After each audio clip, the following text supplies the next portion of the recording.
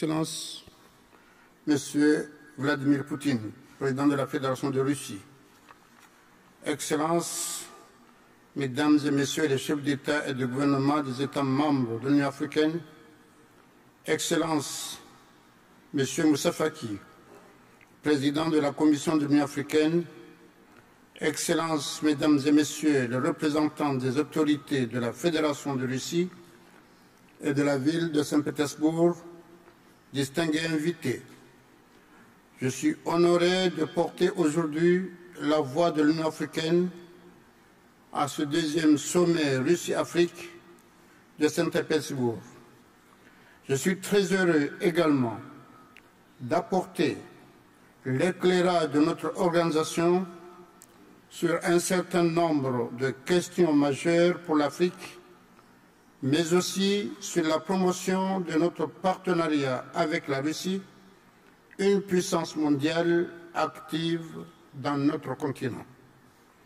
Mais permettez-moi tout d'abord d'adresser mes remerciements les plus chaleureux au nom de l'Union africaine et à mon nom personnel aux autorités russes pour la qualité de l'organisation de ce sommet et pour l'accueil chaleureux et exceptionnel qui nous est réservé dans cette merveilleuse ville de Saint-Pétersbourg.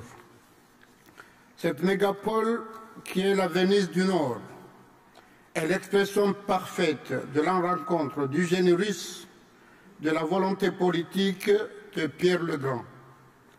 Aussi, choisir Saint-Pétersbourg pour tenir ce second sommet Russie-Afrique, c'est aussi rendre hommage à une histoire commune entre l'Afrique et la Russie dont les liens ne sont plus à démontrer. Excellences, Mesdames et Messieurs, honorables assistances, le monde multipolaire du XXIe siècle ne peut se renfermer sur soi, raison pour laquelle l'Afrique veut établir des partenariats toujours plus équilibrés et sincères entre notre continent et le reste du monde. Ainsi, sur le plan économique, l'Afrique, où vivront 3,8 milliards d'habitants à la fin de ce siècle, souhaite des partenariats mutuellement bénéfiques avec des pays, mais aussi avec les grands bailleurs bi- et multilatéraux. Notre continent a les moyens de le faire, compte tenu de l'abondance et de la diversité de ses ressources humaines et naturelles incontestables et du dynamisme de sa main-d'œuvre qui est à la fois qualifiée, compétente et compétitive. Dans ce schéma, il est évident à nos yeux que la Russie a toute sa place pour se poser en tant que partenaire majeur et nous sommes prêts à aborder avec elle toutes les grandes questions de coopération. J'estime alors que la présente édition du sommet Russie-Afrique se tient à un moment charnière pour l'Afrique. Comme vous le savez, dans le but d'accélérer l'intégration économique du continent, les États membres ont officiellement lancé, au cours du sommet de Niamey du 7 juillet 2018, la zone de libre-échange continentale africaine. La création de cet espace économique et commercial unifié contribuera sans doute à la mise en application de la vision des aspirations de l'agenda de l'Union africaine 2063. La ZLECAf, ce vaste marché continental à devenir, offrira en effet de réels débouchés et des opportunités de croissance aux entreprises locales et étrangères investissant en Afrique. Mais pour qu'elles puissent atteindre pleinement ces objectifs, nos partenaires doivent aussi s'adapter résolument aux priorités du continent, déclinés en des projets phares contenus dans l'agenda 2063 de l'Union africaine.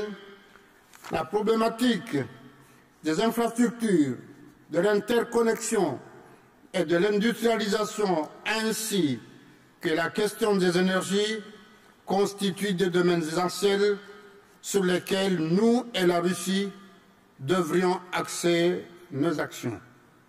Il est donc plus qu'urgent de réorienter notre approche pour construire un partenariat stratégique à même d'accélérer la diversification de nos économies.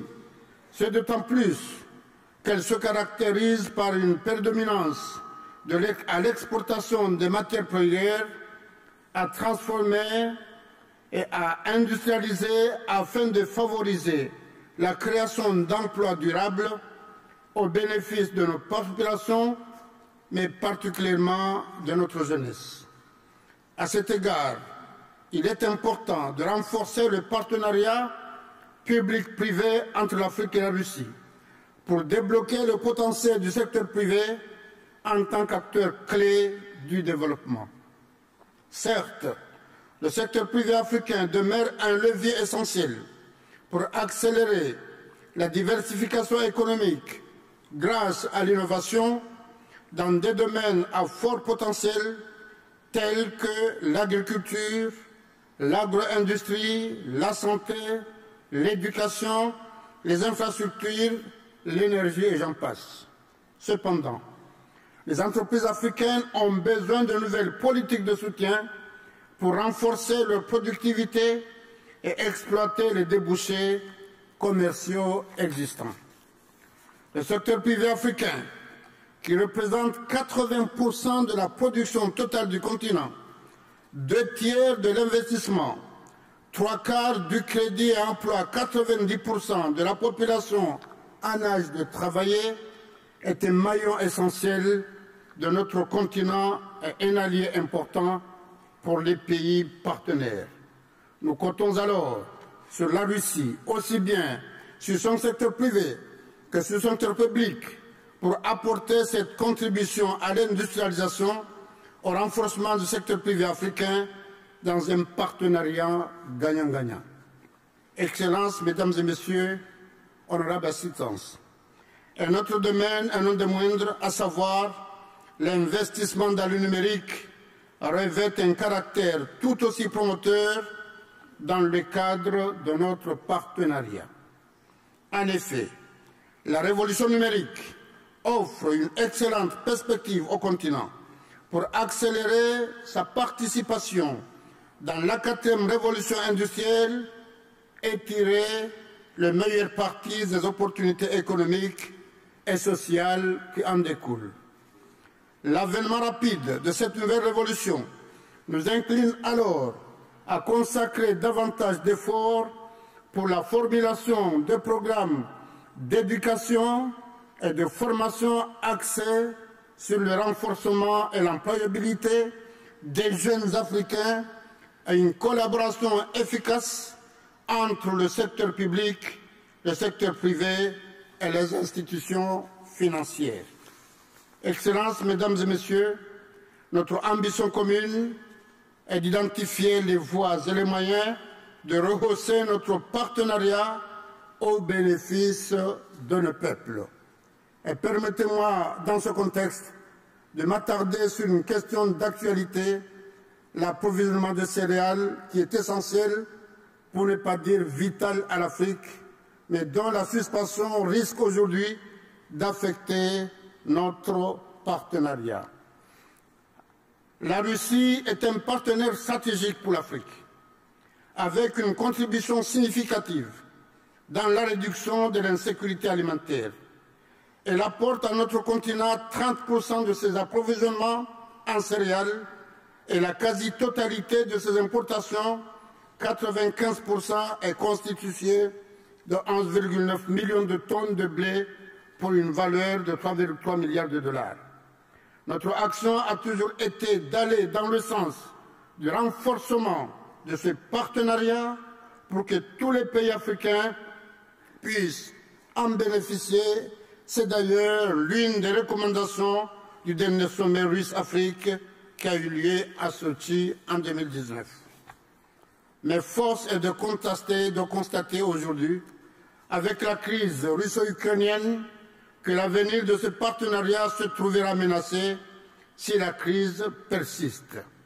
Donc, un accord doit être possible pour essayer de sauver les milliers de personnes qui sont dépendantes de ces importations.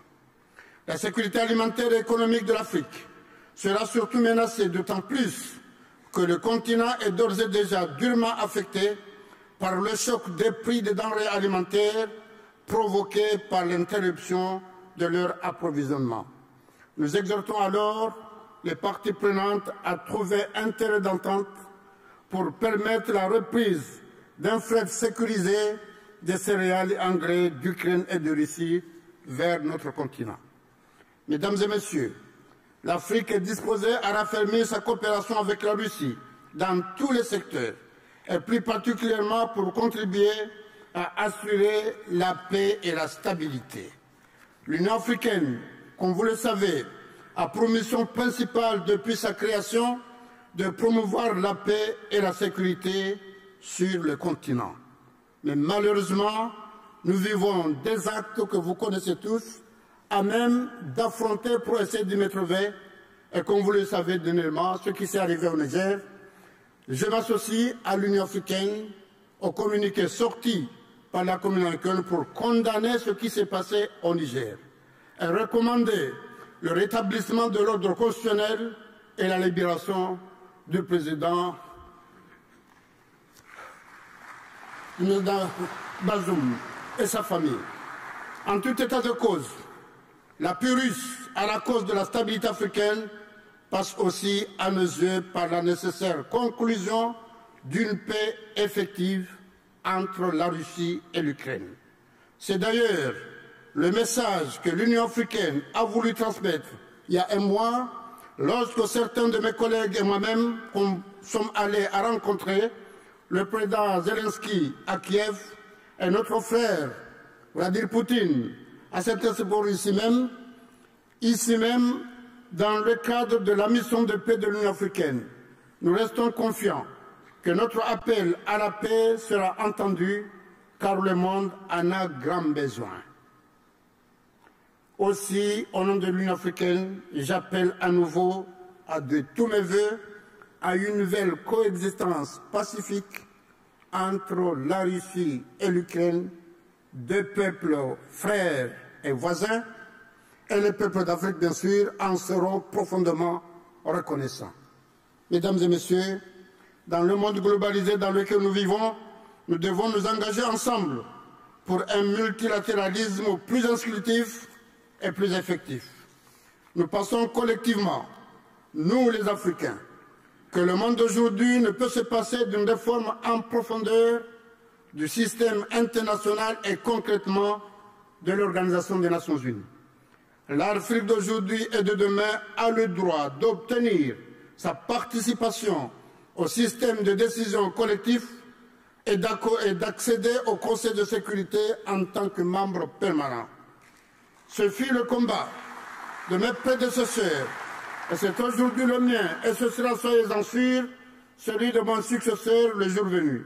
Et je me réjouis qu'il y ait sur ce sujet un point de vue commun entre notre continent et la Fédération de Russie que j'appelle à applaudir, et j'exprime le vœu que les autorités russes continueront de se faire l'avocat de cette juste cause dans les enceintes internationales. L'Afrique mène aussi le même plaidoyer s'agissant de son adhésion comme membre à part entière au sein du G20, car pour plus d'équité et de justice, elle ne peut pas être écartée des instances décisionnelles mondiales. Nous remercions dans ce contexte les pays membres du G20 qui ont bien voulu donner leur accord à cette adhésion. Excellences, Mesdames et Messieurs, ce deuxième sommet Russie-Afrique nous offre une réelle opportunité de développer une meilleure compréhension de ce que nous devons faire ensemble pour favoriser l'investissement afin d'exploiter au mieux le potentiel énorme dont regorge l'Afrique avec tout l'appui que la Russie peut nous apporter. Je souhaite alors que les présentes assises permettent de formuler des recommandations opérationnelles pratiques pour renforcer le partenariat public-privé entre la Russie et l'Afrique. Il m'aurait fallu disposer encore de plus d'heures pour vous dire combien notre continent croit à la vertu de la coopération russo-africaine dans la dignité et le partenariat mutuel. Je souhaite donc du fond du cœur que ce deuxième sommet Russie-Afrique soit l'occasion d'approfondir le contenu de cette grande idée pour la paix, le progrès et la prospérité de la Russie et du continent africain dans l'intérêt de leur peuple. Je vous remercie.